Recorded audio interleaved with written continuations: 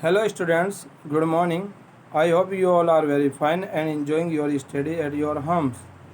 Today we are going to study lesson number 2 Lost Spring further. In last video you were taught some part of this lesson. Today we are going to start from a new paragraph. Let's start. I remember a story a man from Udupi once told me. Writer कहती है कि मुझे एक कहानी याद आती है जिसको उडुपी के एक व्यक्ति ने एक बार मुझे सुनाया था। As a young boy he would go to school past an old temple. Past means pass, गुजरना। उस आदमी ने बताया कि जब वह एक छोटा लड़का था वह एक पुराने मंदिर से होकर अपने स्कूल जाया करता था। Where his father was a priest. उस मंदिर में उसके पिताजी पुजारी थे। प्रीस्ट मीन्स वर्शिपर, पुजारी थे। He would stop briefly at the temple and pray for a pair of shoes. Briefly means a short time, कुछ समय के लिए। वह मंदिर में कुछ समय के लिए रुका करता था एंड एक जोड़ी जूते के लिए प्रार्थना किया करता। 30 years later I visited his town and the temple. Writer कहते हैं कि 30 साल के बाद मैंने नगर और मंदिर की यात्रा की। Which was now drowned in an air of desolation. Desolation means होता है लोनलीनेस, निर्जन, एकांत।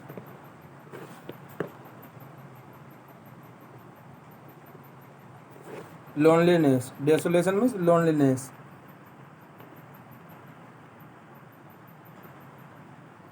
ड्राउन में लॉस्ट। और राइटर कहती है कि वह मंदिर अब निर्जनता के स्थान में खो गया था। वहाँ पर अब निर्जन बन गया था, खंडर बन गए थे, वहाँ पर वह मंदिर नहीं था। In the backyard where lived the new priest.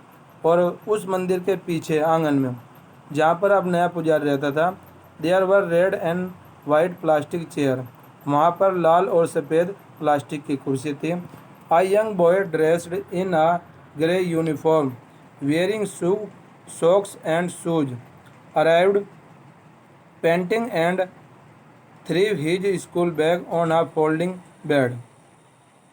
Writer कहती है कि एक छोटा लड़का भूरी यूनिफॉर्म में जूते और जुराब पहने हुए वहाँ पर हाँफता हुआ आया और अपना स्कूल बैग उसने फोल्डिंग बेड पर फेंक दिया। Painting means gasping, हाँफना।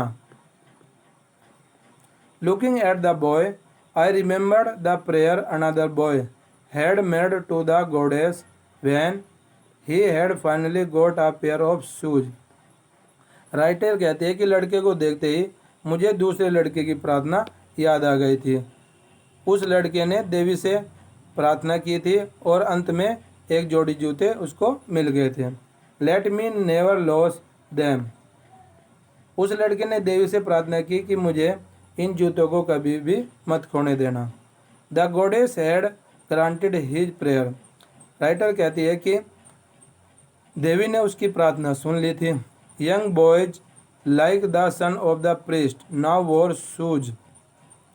राइटर कहती है कि पुजारी के लड़कों के समान छोटे लड़के अब जूते पहनते हैं।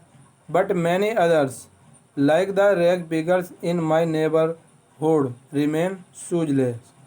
राइटर कहते हैं कि मेरे पड़ोस में कूड़ा बीनने वाले बहुत से लड़कों के समान अन्य दूसरे लड़के भी बिना जूते पहने हुए हैं। उनके पास अभी भी कोई जूते नहीं हैं।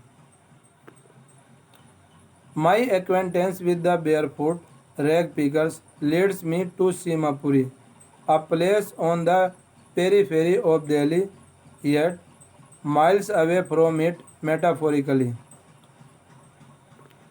Periphery means border, kinara.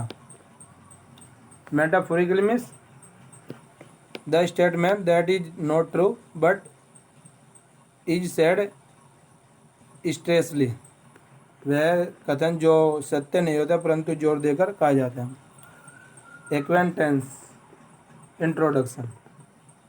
Writer कहते हैं कि कूड़ा बीनने वालों से मेरी पहचान मुझे सीमापुरी तक ले गई। सीमापुरी दिल्ली के किनारे पर स्थित है और मेटाफोरिकल रूप से कहें तो यह दिल्ली से बहुत दूर है। Those who live here are squatters who came from Bangladesh back in 1971। Squatter means the person who live in a place without permission and without paying for it. It means वे लोग जो यहाँ पर रहते हैं न तो वो कोई किराया देते हैं और न कोई उन्होंने परमिशन लेती है। राइटर कहती है कि ये लोग जो यहाँ पर रहते हैं वे अनअधिकृत निवासी हैं। अनअधिकृत निवासी मीन्स बिना परमिशन के रहते हैं, बिना किराया दे रहते हैं।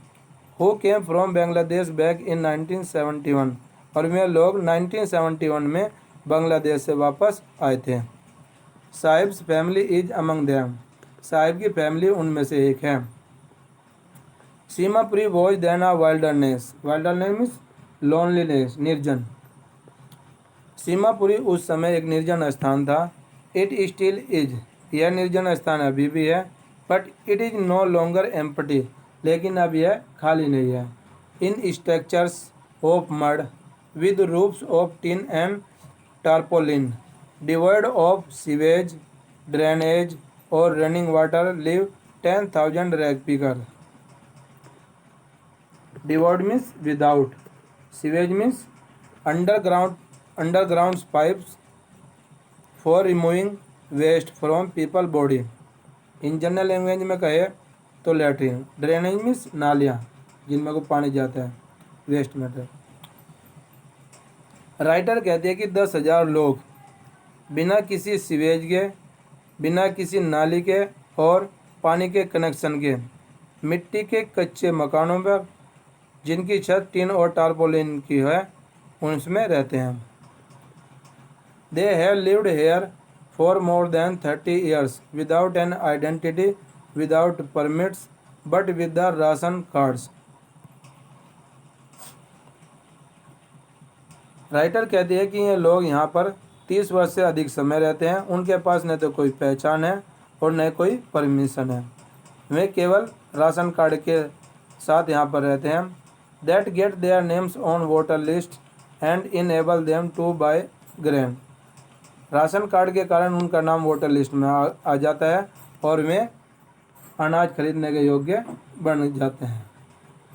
Food is more important for survival than identity. Writer कहते हैं कि पहचान की अपेक्षा भोजन अधिक महत्वपूर्ण है। If at the end of the day we can feed our families and go to bed without an aching stomach, we would rather live here than in the fields that gave us no grain, say a group of women in tattered saris when I asked them why they left their beautiful land of green fields and rivers। बड़ा paragraph है, बड़े sentence है। Some difficult words. Tattered means होता है used, फटी हुई या torn, फटी हुई साड़ी। Aching means